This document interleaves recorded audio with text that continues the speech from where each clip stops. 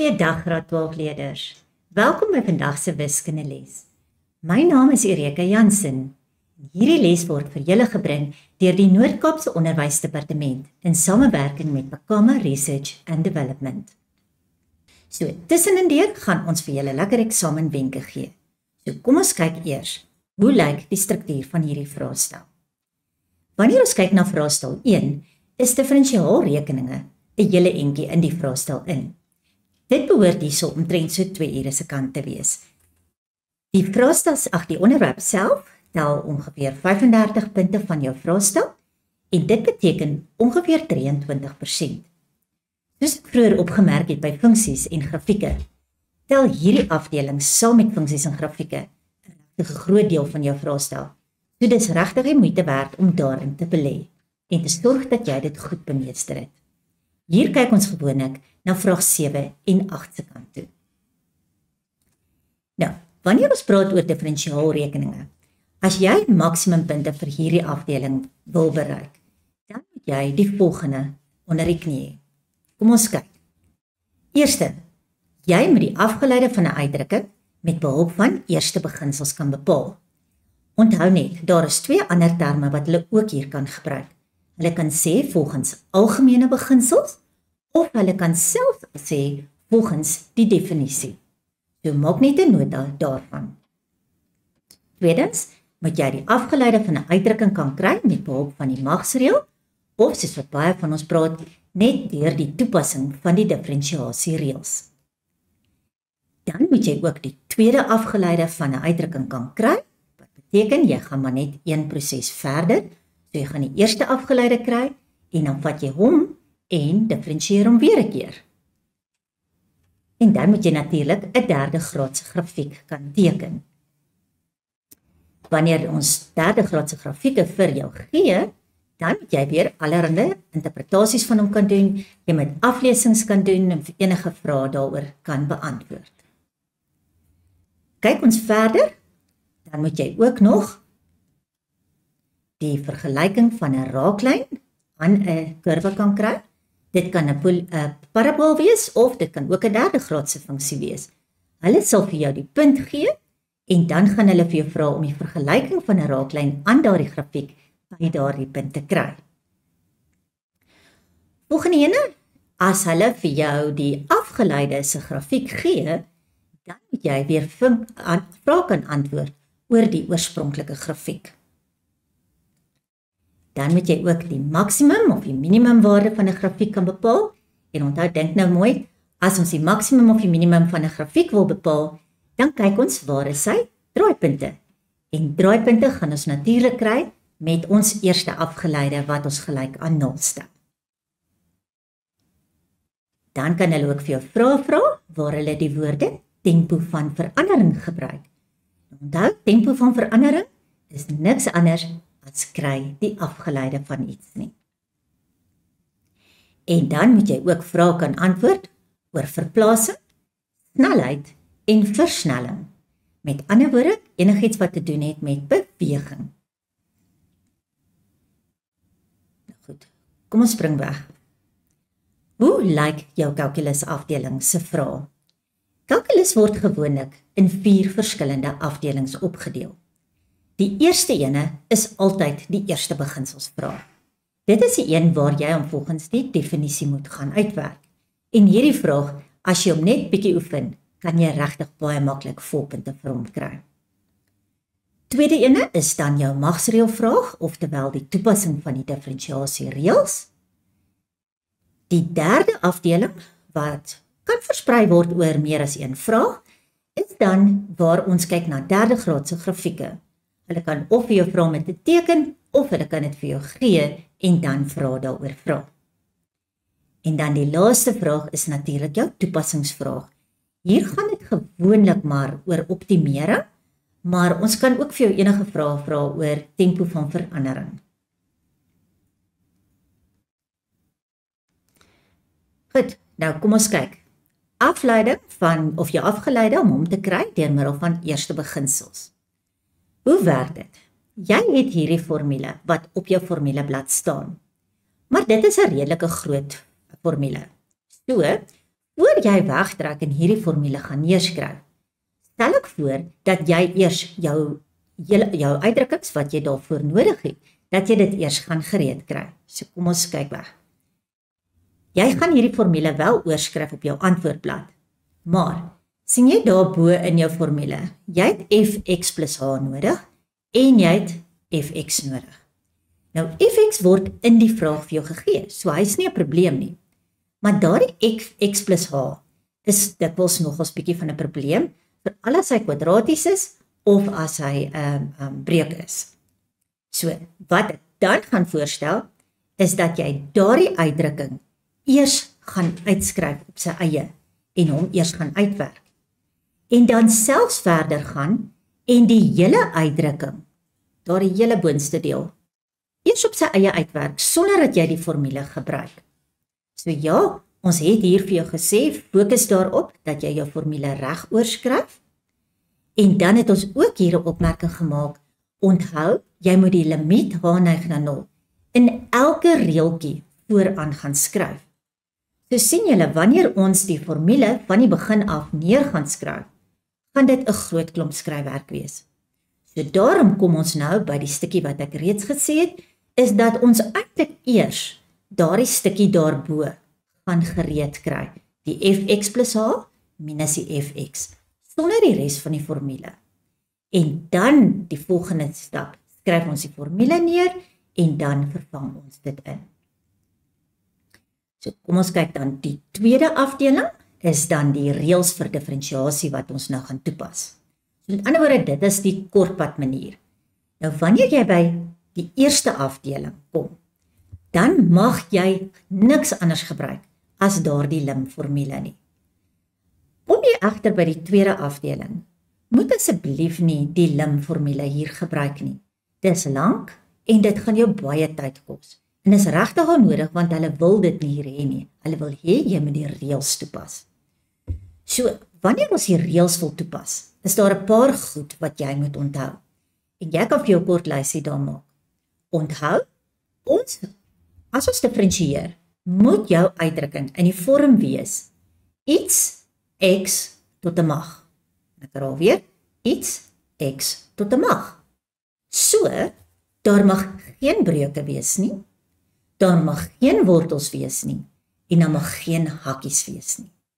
So as jy 'n uitdrukking gekry, waar daar nou hakkies of breuke of wortels in is, dan moet jy eers ontslaa raak daarvan, en om in 'n ander formaat skryf, wat geskik is vir diferensiasie. So kom ons kyk wat moet ons hier alles doen. As jy wortels, rasionale of irrasionale eksponente het, dan gaan jy worteluitdrukkings moet oorskryf in eksponentvorm. Daarna is hy mos iets x tot 'n mag, en dan kan jy jou diferensiasiereël toepas. Tweedens, ek het reeds gesê, ons kan nie diferensieer as ons 'n breuk het nie. Maar hier moet julle baie mooi oppas. Dit is net as 'n veranderlike in 'n breuk is. So as ek byvoorbeeld, en ek wil hom hier inskryf vir julle, want dit is 'n algemene vangplek. As ek byvoorbeeld 2x tot die mag 4 het, en jy moet hom nou gaan regmaak vir diferensiasie, moenie die 2 saam met die 4 boontoe vat nie. Los die 1 en los die 2. Vat net die veranderlike boontoe en maak hom x tot die mag min 4. Want dit is slegs die veranderlike wat ons gaan diferensieer. Die 1 op 2 is 'n konstante. Baie van julle vat die 2 saam met die x tot die mag 4 boontoe, en dit is nie reg nie. Jy kan dit wel doen, maar ja, ons wil mos nou nie negatiewe eksponente daar hê nie. So, die breuke gaan dan natuurlik nou, die veranderlike gaan boontoe en jy verander die teken van die eksponent. Wat as ons hakkies het? As jy hakkies het, dan moet jy die hakkies eers alles gaan uitmaak en vereenvoudig. En daarna gaan jy terug na jou gewone diferensiasiereël wat jy gaan toepas. Dan baie belangrik, ons gaan later in die les gaan ons daaraan raak. Jy moet baie seker maak van met betrekking tot watter veranderlike diferensieer jy. Wanneer ons begin met diferensiasie, leer ons gewoonlik net vir jou die reëls. Maar een van die formate sê dx of dx. Daar onderste x ignoreer ons gewoonlik in die begin bietjie. Ons lê nie baie klem daarop nie. Maar later sal jy sien, dit is belangrik met betrekking tot watter veranderlike ons diferensieer. Want dit gaan bepaal watter een jy die reël gaan toepas en watter ene gaan jy sien as 'n konstante. Goed. As ek nou kyk na 'n derde graadse uitdrukking. As hulle kom en hulle sê vir my, skets hierdie uitdrukking. Dan gaan jy eers vir my kyk na die teken van jou A-waarde. So dis daardie A daar jou voor. As hy positief is, dan gaan jou grafiek stygend begin. So as ek nou die vorm hier kan teken, dan gaan ek vir jou dit so teken. Hy gaan gewoonlik van daardie vorm wees. Ek leer vir my kinders so, jou helling hier is aanvanklik positief. So as jou A positief is, moet jy begin met 'n positiewe helling. As jou A negatief is, kom ons doen hom sommer daar, dan moet jou grafiek dalend begin en dan sal hy ongeveer daardie vorm wees. Daar is 'n uitsondering waar ons net een draaipunt gaan hê, maar ons sal later meer daaroor praat. So vir nou, onthou die A-waarde sê vir jou met watter helling jou grafiek moet begin. Dan moet jy belangrik onthou dat jy al die punte van belang moet aandui op jou skets. Jy kan nie net kolletjies maak nie. As dit nie op as is nie, dan moet jy die volle koördinate by daardie punte skryf. So kom ons kyk wat is al die punte van belang. Dis eerstens al jou x-afsnitte. Hoe kry ons nou weer x-afsnit? Stel jou y gelyk aan 0 en dan gaan jy natuurlik jou derde graadse uitdrukking moet gaan faktoriseer. Nou hierdie faktorisering kan jy op enige manier doen wat vir jou gemaklik is. Dit maak nie regtig saak nie, hulle gee nie vir ons hierso regtig aanduiding of enigstens punte vir die metode wat jy gebruik nie. Jy kan net hom op jou manier, of jy dit met langdeling of met sintetiese deling of hoe jy dit ook al wil doen, jy kan dit op jou eie doen. So dis ons x-afsnitte. Goed, hoeveel x-afsnitte kan 'n derde graadse vergelyking min of meer hê? Daardie graad van my uitdrukking sê dit vir my. Hy kan 3 verskillende sê. Dit is wel moontlik dat hy minder het. So hy kan byvoorbeeld net 2 hê. Dit gaan gebeur wanneer ek 'n derde graadse uitdrukking het wat 'n draaipunt op die as het. So kom ons teken byvoorbeeld net een gou-gou hier sodat ek net vir julle wys. Dis as ek byvoorbeeld so iets sien. Dan gaan ons 1 x-afsnit daar hê en ons gaan 2 gelyke x-afsnitte hê. So ons het eintlik nog steeds 3 x-afsnitte, maar 2 van hulle is nou net gelyk aan mekaar. Dan is dit natuurlik ook moontlik dat ek hierdie situasie kan hê. Met ander woorde dat ek net 1 x-afsnit het. Nou, as jy 'n bietjie meer gevorderde wiskunde doen, dan sal hulle vir jou vertel dat jy eintlik nog steeds 3 x-afsnitte, maar die ander 2 is nie in jou verwysingsraamwerk nie, want dit is wat ons noem komplekse wortels en dit is buite die bestek van ons syllabus. So, onthou, x-afsnitte, maksimum 3 van hulle. Dan jou y-afsnit, dis waar ons x-waarde 0 maak. Dit is altyd baie maklik, want as jy na die standaardvorm gaan kyk, as jy x 0 maak, val daar ene weg, en die tweede een val weg, en die derde een gaan wegval. So, jy kan of x 0 maak, of jy kan sommer net direk na die waarde van d gaan kyk. Dis jou y-afsnit. Dan kom ons by die draaipunte. Nou die draaipunte is maklik, ons vat ons eerste afgeleide en ons stel hom gelyk aan 0. Want onthou, jou eerste afgeleide gee vir jou die helling van die raaklyn. En sodra ons by 'n draaipunt is, of dit nou 'n maksimum of 'n minimum draaipunt is, as ek daar na die raaklyn kyk, dan is my helling van my raaklyn 0, want is 'n presiese horisontale lyn. Nou, wanneer jy 'n draaipunt se x-waardes opgelos het, moenie vergeet dat jy moet ook die y-waardes gaan kry nie. Hoekom het ons dit nie by X en Y afsnitte gekry nie? Want daardie twee was op die asse, so jy het reeds geweet wat is die ander waarde. Maar by draaipunte kan dit enige plek op jou assestelsel hê.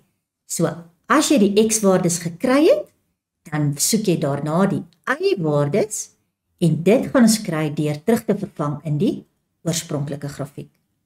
Baie van julle raak die mekaar oor waar moet ek terugvervang. Onthou, Y is mos 'n ander naam vir fx. So, as jy die Y-waarde soek, sê hierdie vir jou, jy moet gaan terugvervang in die oorspronklike grafiek. Dan wat betref die buigpunt, dit is nou waar die tweede afgeleide gelyk is aan 0, dit hoef jy slegs aan te dui op jou skets, as die vraag pertinent daarvoor vra. So as dit nie gevra word nie, dan hoef jy dit nie aan te dui nie. Neem net kennis van die ander naam. Ons kan dit ook die punt van infleksie of infleksiepunt ook noem. So maak maar seker dat jy albei die terme ken, want hulle wissel dit nogals af in vraestelling. Goed, dan, as hulle vir my 'n derde graadse grafiek gee, en hulle vra nou vir my, ek moet allerhande interpretasievrae daarvan antwoord. Belangrik wat jy moet onthou is, wat is die betekenis van elkeen van my afgeleides? Die eerste afgeleide van 'n funksie gee vir my die gradiënt van die raaklyn by 'n spesifieke punt aan daardie funksie. As die eerste afgeleide gelyk is aan 0, beteken dit dis 'n horisontale lyn, wat beteken ek is by 'n draaipunt. As jou eerste afgeleide positief is, dan beteken dit die grafiek is stygend. En as die eerste afgeleide negatief is, beteken dit die gradiënt is negatief en my grafiek is dan dalend. Dan kom ons by die tweede afgeleide. Die tweede afgeleide van 'n funksie help om my te vertel bietjie meer oor die konkaviteit van 'n grafiek. Nou, wat beteken konkaviteit? Ek noem dit sommer, dit sê vir my of hy 'n bakkie en of hy 'n bergie is. So, kom ons kyk gou wat moet die ou tweede afgeleide wees. 'n Funksie is konkaaf op as die tweede afgeleide van daardie funksie positief is. So, tweede afgeleide groter as 0 gaan vir my 'n konkaaf na bo grafiek gee of konkaaf op. Ek onthou dit sommer so. As die tweede afgeleide groter as 0 is, sê ek hy is positief. En as ek positief is, dan is ek baie gelukkig en ek gee 'n lekker vet glimlag. Of soos wat julle op die internet ook altyd sien, ons praat van die smiley face. So hy is gelukkig, so hy het 'n positiewe bakkie. Tweede ene is konkaaf af, dan sê ek hy is negatief. So jou tweede afgeleide is kleiner as 0, oftewel negatief. As ek negatief is, dan trek ek 'n lekker lang gesig. So my mondjie is afwaarts getrek. En dit is dan konkaaf na onder of konkaaf af. Dan, wat is 'n infleksie of 'n buigpunt? Dit is waar my tweede afgeleide 0 is. Onthou net, dit is moontlik dat 'n tweede afgeleide gelyk is aan 0 of 'n tweede afgeleide en 'n eerste afgeleide by dieselfde punt uitwerk. En ek wil net 'n opmerking daaroor hierso maak, want dit is nie op hierdie skyfies aangetoon nie. Onthou, as jou draaipunt en jou buigpunt by dieselfde punt uitwerk, dan kry ons die grafieke wat van hierdie vorm is. Hy kom byvoorbeeld op, en dan maak hy net so kurwe, en dan gaan hy weer op. So, in hierdie geval, sal hy vir my 'n draaipunt gee, met daai spesifieke koördinate, kom ons maak dit A, B, en hy gaan vir my buigpunt ook gee, by daai punt. Maar, iets wat baie belangrik is dat julle die verskil moet weet. Wanneer is 'n spesifieke punt? Wanneer is dit 'n draaipunt? Die definisie van 'n draaipunt is dat 'n grafiek se helling moet verander van positief na negatief of omgekeerd. So dink nog gou 'n bietjie mooi. As ek net sommer hierdie boonste enetjie, hierdie enetjie wat ek hier gebruik het. As ek na hom kyk, hy's mos nou konkaaf na onder, né? So, as ek voor die tyd kyk, is my helling positief en as ek na die tyd kyk, is my helling negatief. So ek weet daai kolletjie is 'n draaipunt. Hoekom? Want die helling het verander van positief na negatief. En dit is die definisie van 'n draaipunt. Hulle het 'n klompie jare terug het hulle in die matriekvraestel vir die kinders gevra, hoekom was 'n spesifieke punt 'n draaipunt? En toe het verskriklik baie kinders het gesê, want die eerste afgeleide is gelyk aan 0. Pas op, dit is nie die korrekte antwoord vir daardie vraag nie. Hoekom? Om te sê die eerste afgeleide is gelyk aan 0, is die metode hoe jy 'n draaipunt uitwerk. Dit is nie die definisie van 'n draaipunt nie.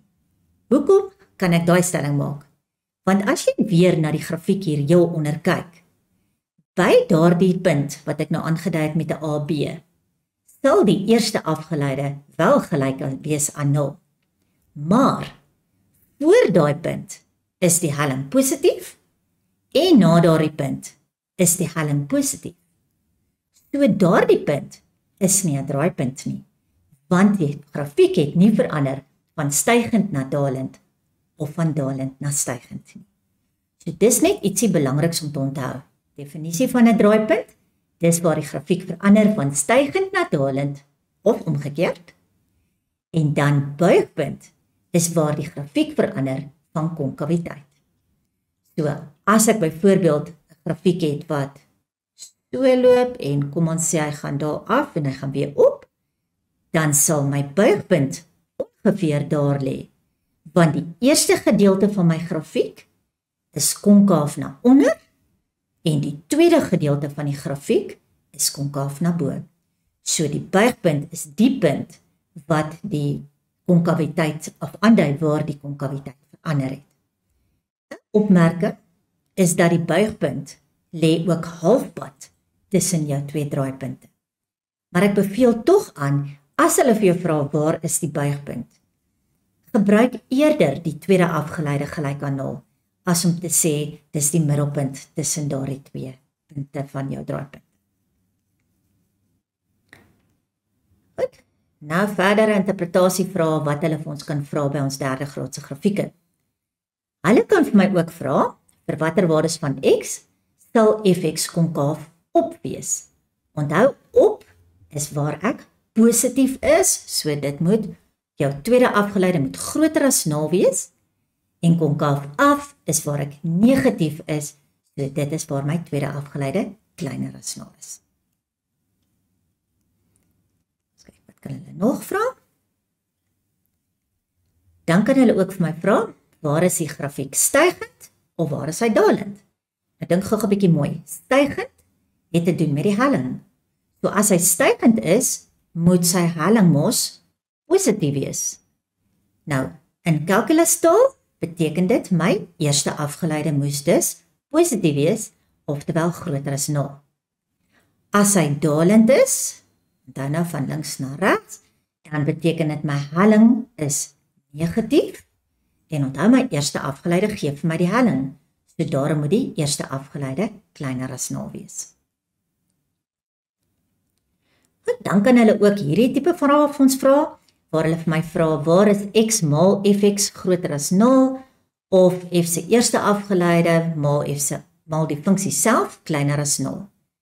Opmerking wat ek hier gaan maak, is onthou, redeneer met jou tekens.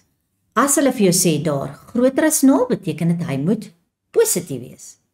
So dit beteken jy moet 2 goed maal wat vir my positiewe antwoord gaan gee.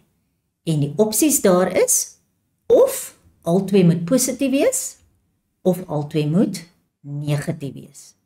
So dan gaan jy na jou grafiek toe en jy gaan kyk, waar is my x positief en my funksie dan positief? En jy skryf daardie interval, skryf jy vir my neer. Of jy gaan kyk, waar is albei van daardie waardes negatief? En dan skryf jy daardie interval ook vir ons neer. Selfde met die tweede ene, hier moet jy nou weer net onthou, f se eerste afgeleide gee vir my die helling. En die funksie self, dit verwys na my y-waardes. Nou, in die tweede geval, omdat ons kleiner as 0 daar wil hê, wil ek 'n negatiewe antwoord hê. So, eerste ene moet positief wees en die tweede ene negatief, of alternatiefelik die eerste ene negatief en die tweede een positief. Wat beteken, ek moet op my grafiek gaan kyk, waar is f se helling positief en terselfdertyd die funksie negatief, met ander woorde onder die x-as, of ek moet gaan kyk waar is die funksie se helling negatief en die funksie self positief. So, belangrik hier, onthou redeneer met jou tekens. Goed, dan kan hulle ook vir my vra, wanneer of op vir watter x'e het die funksie 1, 2 of 3 verskillende reële wortels. So, dan kom dit by daardie vrae waar hulle gewoonlik 'n k inbring en hulle beweeg die grafiek op of af, tot jy dan nou reële of nie reële wortels het nie. Onthou net, wortels is 'n ander naam vir x-afsnitte, oplossings of nulpunte. So in plaas van wortels kan hulle dan ook hierso praat van x-afsnitte, nulpunte of oplossings. En dan die vierde afdeling van jou kalkulus, dis die optimeringsene. Die eerste situasie wat hulle daar kan gebruik, is dat hulle kan vir jou 'n situasie beskryf waar dit gaan oor beweging. Nou, in hierdie geval sal hulle altyd vir jou die verplasing se vergelyking gee of se uitdrukking gee. Dan belangrik om te onthou, nou daardie verplasing vergelyking gaan hulle gewoonlik gee as ST. Eerste afgeleide is dan die snelheid. So, ek gaan nou hier skryf, dit sal dan die eerste afgeleide wees. En daarom kan ek sê dat die snelheid is die afgeleide van die verplasing. En dan die tweede afgeleide gaan dan vir my versnelling gee. So, versnelling is die tweede afgeleide, snelheid is die eerste afgeleide en verplasing is dan jou afstand wat jy afgelê het.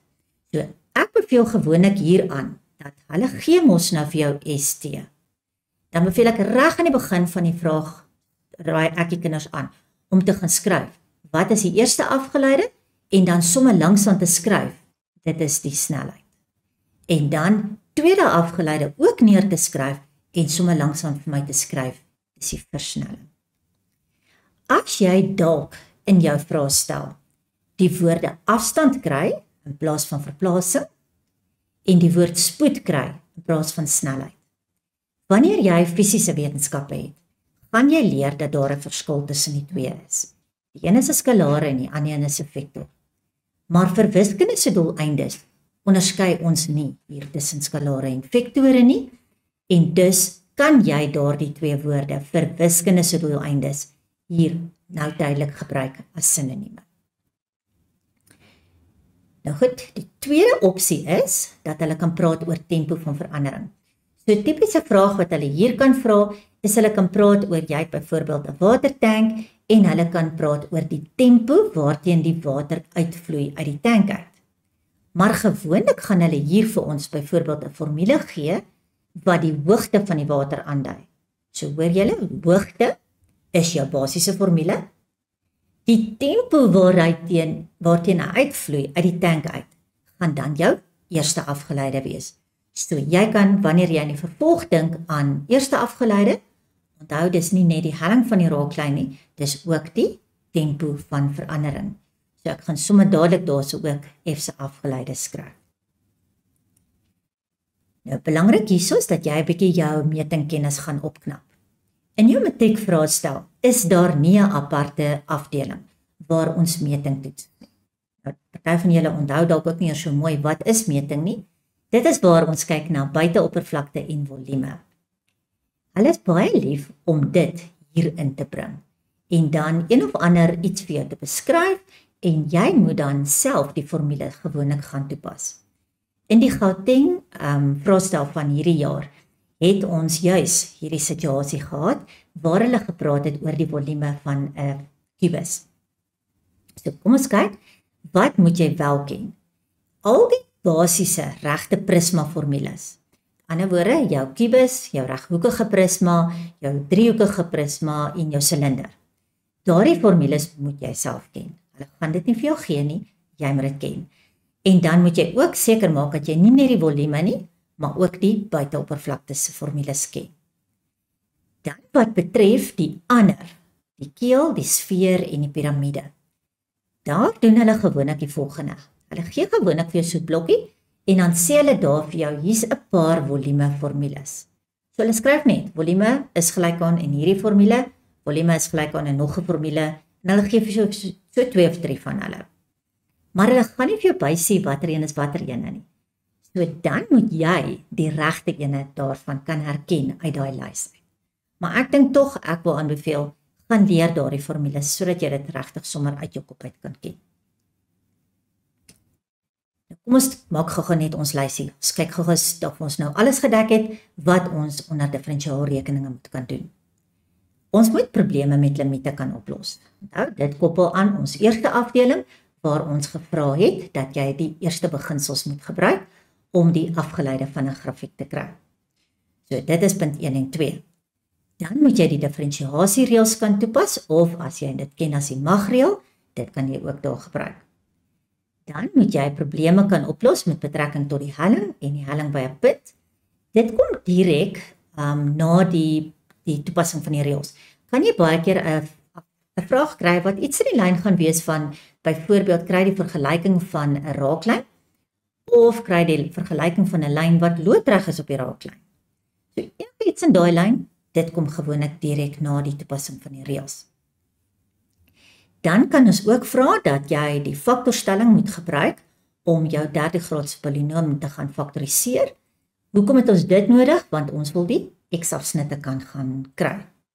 En dan gaan jy jou derde graadse grafiek moet jy ook kan gaan skets. Hier is dit belangrik, gaan kyk, ons praat sommer van die 5-punt plan.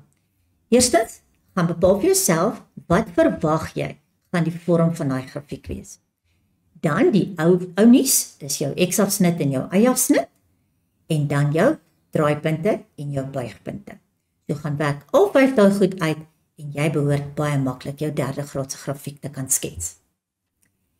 Dan 'n bietjie meer waar hulle die grafieke vir ons gee, en waar hulle vir ons dan nou interpretasievrae gaan vra. Die eerste en die belangrikste een is natuurlik, kry van die vergelyking van jou derde graadse funksie. So daar moet jy mooi gaan oefen, gaan werk 'n klomp vraestelle van hulle uit. Hulle gee gewoonlik vir jou of die draaipunte, of hulle gee vir jou die x-afsnitte. Maak seker dat jy met elke situasie presies weet hoe om daardie vergelyking te kry. Dan kan hulle ook vir jou praktiese probleme gee, hoe jy op die grafiek dan nou byvoorbeeld sekere goed moet uitwerk. So hulle kan byvoorbeeld vir jou vra, werk die draaipunte uit. Dit is nou natuurlik as hulle die vergelyking vir jou gee. En dan kan hulle allerlei aflesings weer eens op hierdie grafiek vra. Dit is soos daardie wat ek nou verduidelik het, waar ons nou byvoorbeeld x maal met sy afgeleide, en dan moet ons kyk waar is hy byvoorbeeld groter of kleiner gelyk aan 0.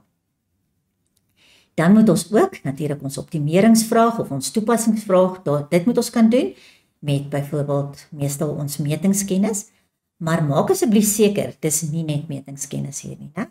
Onthou van die bewegingsene en dan enige ander praktiese toepassing. Jy kan bietjie in ou vraestelle ook gaan kyk, daar is ook situasies waar hulle byvoorbeeld bietjie meer finansiële toepassings gemaak het.